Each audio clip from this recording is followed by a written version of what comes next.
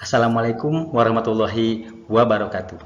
Sampurasun, salam dan bahagia. Salam guru penggerak, salam pramuka. Bapak Ibu yang saya hormati, tidak terasa hari ini kita sudah belajar di pendidikan guru penggerak ini sudah sampai di modul 2.2. Artinya sudah ada 6 modul yang kita pelajari. Nah, sekarang saatnya saya akan melakukan refleksi modul 2.2. Bagaimana refleksi yang saya lakukan pada modul ini? Mari kita simak bersama. Bapak dan Ibu guru hebat, dalam kegiatan refleksi ini ada rangkaian kegiatan yang akan saya lakukan. Yang pertama adalah saya akan menyampaikan pemahaman saya mengenai materi pembelajaran yang dipelajari di modul ini, yaitu tentang pembelajaran sosial dan emosional. Selanjutnya, saya akan menjelaskan keterkaitan konsep atau materi dari modul 1.1 sampai dengan modul 2.2 ini. Selanjutnya, yang ketiga adalah akan menjawab pertanyaan yang tertera di LMS. Bapak dan Ibu guru hebat, pertama saya akan menjelaskan atau menyampaikan pemahaman saya mengenai materi pembelajaran tentang pembelajaran sosial dan emosional. Bapak dan Ibu guru, seperti yang sudah kita pelajari bersama bahwa pembelajaran sosial dan emosional adalah pembelajaran yang dilakukan secara kolaboratif oleh seluruh komunitas sekolah. Proses kolaborasi ini memungkinkan anak dan orang dewasa di sekolah memperoleh dan menerapkan pengetahuan, keterampilan, dan sikap positif mengenai aspek sosial dan emosional agar dapat memiliki kompetensi sosial dan emosional. Bapak dan Ibu guru, perlu kita garis bawahi di sini mengenai kompetensi sosial dan emosional. Artinya apa? Artinya kita perlu membahas lagi kompetensi sosial dan emosional itu apa saja. Nah, oleh karena itu, mari kita bahas bersama. Kompetensi sosial dan emosional itu ada 5, Bapak Ibu. Yang pertama tentang kesadaran diri, yang kedua tentang manajemen diri, yang ketiga kesadaran sosial, yang keempat keterampilan relasi, dan yang kelima adalah pengambilan keputusan yang bertanggung jawab. Nah, ini nanti akan saya bahas secara rinci satu persatu di penjelasan berikutnya. Kita mulai. Pertama, kesadaran diri. Kesadaran diri adalah kemampuan untuk memahami perasaan, emosi, dan nilai-nilai dari diri sendiri dan bagaimana pengaruhnya pada perilaku diri dalam berperilaku dalam situasi dan konteks keharmonisan. Nah, di sini perlu digarisbawahi bahwa kesadaran diri itu adalah suatu sikap bagaimana kita sadar akan diri sendiri, sadar akan kelemahan, sadar akan kekuatan. Nah, jadi dalam kemampuan ini nanti anak dibimbing bagaimana dia bisa tahu tentang kelebihan dirinya, kekurangan dirinya, seperti itu. Selanjutnya, yang kedua adalah manajemen diri, yaitu kemampuan untuk mengelola emosi, pikiran, dan perilaku diri secara efektif dalam berbagai situasi dan untuk mencapai tujuan dan aspirasi. Intinya adalah dalam kemampuan manajemen diri ini, anak dididik untuk bisa menahan diri, menahan emosi, mengelola diri, mengendalikan diri dan pikirannya. Nah, ini sangat penting gitu. Karena nanti hubungannya dengan kompetensi-kompetensi yang lainnya gitu ya. Jadi sekali lagi, dalam manajemen ini anak akan dididik bagaimana cara mengelola diri, mengendalikan diri. Yang ketiga adalah kesadaran sosial. Kesadaran sosial yaitu kemampuan untuk memahami sudut pandang dan dapat berempati dengan orang lain, termasuk mereka yang berasal dari latar belakang, budaya, dan konteks yang berbeda. Nah, secara intinya, saya garis besar bahwa pada kompetensi kesadaran diri ini, kesadaran sosial ini, mohon maaf, anak dididik untuk bisa berempati kepada orang lain, bisa merasakan tentang penderitaan orang lain, bisa, kalau istilahnya, bisa berdiri di sepatu orang lain. Nah, ini sangat penting Bapak Ibu. Kenapa? Karena sekarang ini di zaman media sosial ya, di zaman serba teknologi, kesadaran sosial ini sudah mulai luntur. Contohnya, ketika ada, mohon maaf ya, ada orang yang terkena musibah, yang pertama dilakukan adalah berfoto, memotonya, bukan menolongnya. Ya. Itu kan sudah, empatinya menurut saya sudah luntur ya. Yang lebih baik kan tolong saja dulu itu, atau bantu dulu, jangan langsung istilahnya memoto kemudian diposting di media sosialnya untuk menambah, kalau di YouTube mungkin subscriber ya dan sebagainya, follower gitu. Itu menurut saya sangat perlu diperbaiki. Yang selanjutnya, keterampilan relasi, yaitu kemampuan untuk membangun dan mempertahankan hubungan-hubungan yang sehat dan suportif. Intinya adalah di sini nanti anak akan diajarkan bagaimana menjaga hubungan yang baik dengan rekan kerjanya, dengan teman sekelasnya, agar hubungan itu tetap positif gitu. Jadi jangan sampai misalkan dalam mengambil suatu keputusan bisa diambil, tetapi hubungan positif dengan rekan itu rusak. Nah, jangan sampai seperti itu. Yang selanjutnya, pengambilan keputusan yang bertanggung jawab. Bapak Ibu guru penggerak yang hebat, sebenarnya kita sekarang ini ada di posisi ini Bapak Ibu. Nah, kita sudah mendaftar menjadi calon guru penggerak. Artinya itu keputusan yang kita ambil. Kita sudah mengambil keputusan ingin menjadi guru penggerak dan kita alhamdulillah lulus. Nah, maka keputusan itu harus kita pertanggungjawabkan. Dengan bagaimana caranya? Dengan melaksanakan semua tugas di pendidikan guru penggerak ini sebaik-baiknya. Dengan cara mengumpulkan tugas tepat waktu, dengan mengikuti pendidikan dengan benar, dengan tanggung jawab. Nah, kita sudah berada di sini sekarang. Nah, jadi sebenarnya apa sih pengambilan keputusan yang bertanggung jawab? Yaitu kemampuan untuk mengambil pilihan-pilihan, membangun yang berdasar atas kepedulian, kapasitas dalam mempertimbangkan standar-standar etis dan rasa aman, dan untuk mengevaluasi manfaat dan konsekuensi dari bermacam-macam tindakan dan perilaku untuk kesejahteraan psikologis atau well-being diri sendiri, masyarakat, dan kelompok. Nah, selanjutnya di sini saya akan mencari benang merah atau koneksi keterkaitan antar materi pembelajaran dari mulai modul 1.1, 1.2, 1.3, 1.4, 2.1, bahkan sampai dengan saat ini yaitu 2.2 dengan standar nasional pendidikan dan dengan profil pelajar Pancasila. Bagaimana keterkaitannya? Mari kita sama-sama jelaskan.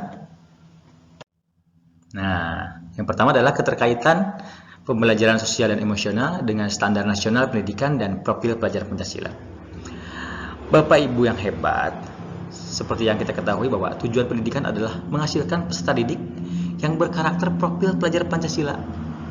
Nah, kita sudah tahu bersama bahwa profil pelajar Pancasila itu memiliki 6 dimensi, dari mulai beriman dan bertakwa kepada Tuhan Yang Maha Esa dan berakhlak mulia, berkebinekaan global, bergotong royong, mandiri, kreatif, dan bernalar kritis. Nah, ke-6 dimensi tersebut sangat erat kaitannya dengan 5 kompetensi sosial dan emosional. Nah, saya ambil contoh. Misalkan, dalam dimensi profil pelajar Pancasila ada yang disebut dengan gotong royong. Nah, apa kaitannya dengan 5 kompetensi sosial dan emosional? Yaitu tentang kesadaran sosial. Nah, itu ada keterkaitannya. Terus, apakah ada hubungannya dengan kesadaran diri? Sangat ada. Bagaimana misalkan seseorang dapat ikut melaksanakan suatu kegiatan gotong royong kalau dia sendiri tidak memiliki kesadaran diri. Gitu. Selanjutnya dengan keputusan yang bertanggung jawab. Apa hubungannya? Nah, biasanya dalam keputusan bertanggung jawab itu kita mengambil keputusan, selanjutnya kita mempertanggungjawabkan keputusan tersebut dengan melakukan kegiatannya dengan baik. Nah, itu apa hubungannya dengan dimensi profil pelajar Pancasila? Itu bisa masuk ke gotong royong juga. Karena begini maksudnya, misalkan kita sudah memutuskan untuk menjadi bagian dari suatu masyarakat di desa A misalkan, maka keputusan kita tersebut harus diimbangi dengan penuh tanggung jawab. Misalkan ketika di daerah tersebut ada kegiatan gotong royong, ya kita harus ikut gotong royong. Itu karena kita sudah memutuskan untuk menjadi warga di daerah tersebut. Dan sebenarnya masih banyak keterkaitan lain gitu antara profil pelajar Pancasila dan 5 kompetensi sosial dan emosional. Yang selanjutnya adalah keterkaitan antara modul 1.1 dengan pembelajaran sosial dan emosional. Ki Hajar Dewantara mengatakan bahwa pendidikan merupakan daya upaya untuk memajukan bertumbuhnya budi pekerti, pikiran, dan tubuh murid agar dapat memajukan kesempurnaan hidup, yakni kehidupan anak sesuai dunianya. Pembelajaran kemampuan sosial dan emosional hadir dalam membangun budi pekerti murid. Nah, terus di mana benang merahnya? Di mana keterkaitannya? Nah, ini dia. Ki Hajar Dewantara mengatakan bahwa pendidikan itu adalah upaya untuk memajukan bertumbuhnya budi pekerti. Nah, sementara PSE hadir untuk membangun budi pekerti murid. Jadi kedua konsep ini sangat cocok. Selanjutnya adalah keterkaitan modul 1.2 dengan pembelajaran sosial dan emosional. Dalam modul 1.2 kita belajar tentang nilai dan peran guru penggerak. Salah satunya adalah bahwa peran guru penggerak adalah kolaboratif. Nah, kita sekarang beralih ke arti pembelajaran sosial dan emosional, yaitu pembelajaran yang dilakukan secara kolaboratif oleh seluruh komunitas sekolah. Terus di mana hubungannya? Nah, di sini Bapak Ibu. Jadi, pembelajaran sosial dan emosional itu harus dilakukan secara kolaboratif. Nah, sementara bagaimana cara kita berkolaboratif sudah dijelaskan di modul 1.2, yaitu tentang peran dan guru penggerak. Selanjutnya, keterkaitan modul 1.3 dengan pembelajaran sosial dan emosional. Dalam modul 1.3 kita pernah belajar mengenai inquiry apresiatif. Inquiry apresiatif ini adalah mencari kekuatan yang ada di diri kita. Nah, untuk mencari kekuatan, kita memerlukan 5 kompetensi sosial dan emosional. Nah, misalnya salah satunya adalah ketika kita ingin mencari kekuatan diri, maka kita harus memiliki kesadaran diri, kesadaran sosial, dan bahkan sampai pengambilan keputusan yang bertanggung jawab. Selanjutnya, apa keterkaitan modul 1.1 dengan pembelajaran sosial dan emosional? Pembelajaran sosial dan emosional dapat diimplementasikan dalam beberapa cara. Salah satunya adalah dengan menciptakan iklim kelas dan budaya sekolah yang positif. Di sini Bapak Ibu, budaya sekolah yang positif. Kita kemarin di modul 1.1 belajar tentang budaya positif. Nah, ini sangat cocok. Jadi untuk mengembangkan pembelajaran sosial dan emosional itu dilakukan dalam budaya sekolah yang positif. Nah, mengenai budaya sekolah yang positif, kita sudah mendapat ilmunya di modul 1.4, yaitu tentang budaya positif. Selanjutnya, apa keterkaitan modul 2.1 dengan pembelajaran sosial dan emosional? Pembelajaran berdiferensiasi dapat mengembangkan kemampuan sosial dan emosional murid. Jelas ya. Di modul 2.1 kita belajar tentang pembelajaran berdiferensiasi. Nah, pembelajaran itu ternyata dapat mengembangkan kelima kompetensi sosial dan emosional. Salah satu contohnya, ketika anak belajar dengan cara berdiskusi, maka ada beberapa kompetensi sosial dan emosional yang akan berkembang. Pertama, mengenai kesadaran sosial, keterampilan berelasi, terus pengambilan keputusan yang bertanggung jawab. Nah, itu sangat relevan sekali. Selanjutnya, ada di LMS itu beberapa pertanyaan, dan saya akan menjawab pertanyaan tersebut. Pertanyaan pertama adalah, apa yang saya pikirkan sebelum mempelajari modul ini? Kemudian, apa yang saya lakukan akibat adanya pemikiran tersebut? Selanjutnya, apa yang saya pikirkan setelah mempelajari modul ini? Pertanyaan kedua adalah, berkaitan dengan kebutuhan belajar dan lingkungan yang aman dan nyaman untuk memfasilitasi seluruh individu di sekolah agar dapat meningkatkan kompetensi akademik maupun kesejahteraan psikologis atau well-being, apa 3 hal mendasar dan penting yang saya pelajari? Yang terakhir, berkaitan dengan nomor 2, perubahan apa yang akan saya terapkan di kelas dan sekolah? Yang pertama, untuk murid-murid, dan yang kedua adalah untuk rekan sejawat. Mari kita jawab satu persatu. Pertama, apa yang saya pikirkan sebelum mempelajari modul ini? Saya berpikir bahwa tidak ada keterkaitan antara sikap sosial dan emosional dengan pencapaian akademik. Jadi sebelum saya mempelajari modul ini, saya berpikir tidak ada keterkaitan antara sikap seseorang dengan nilai akademiknya gitu. Kalau misalkan dia pintar matematika, pintar bahasa Indonesia, pintar IPA, tidak ada hubungannya dengan sikap dia. Mau sikapnya seperti apa, misalkan arogan, nakal dan sebagainya, menurut saya tidak ada hubungannya gitu. Nah, tidak ada hubungannya. Jadi intinya tidak ada keterkaitan menurut saya antara pencapaian akademik dengan sikap. Nah, apa yang saya lakukan akibat adanya pemikiran tersebut? Ya, akhirnya saya ketika mengajar fokus saja ke kognitif. Yang penting anak bisa meraih nilai minimal sama dengan KKM yang sudah ditentukan. Masalah sikap itu ya menurut saya kan tadi sudah jelaskan tidak ada hubungannya. Yang penting anak bisa meraih nilai akademik dengan baik. Apa yang saya pikirkan setelah mempelajari modul ini? Nah, setelah mempelajari modul ini baru saya paham. Ternyata menurut para ahli dan menurut hasil penelitian yang bisa dipertanggungjawabkan, ada keterkaitan antara sikap dengan pencapaian akademik. Antara emosional dan sosial itu ada keterkaitan. Nah, akhirnya apa? Akhirnya ya saya akan melaksanakan kegiatan pembelajaran itu secara holistik. Jadi saya akan mengembangkan berbagai kemampuan murid, baik sikapnya maupun kognitifnya, kognitif ataupun afektifnya, seperti itu.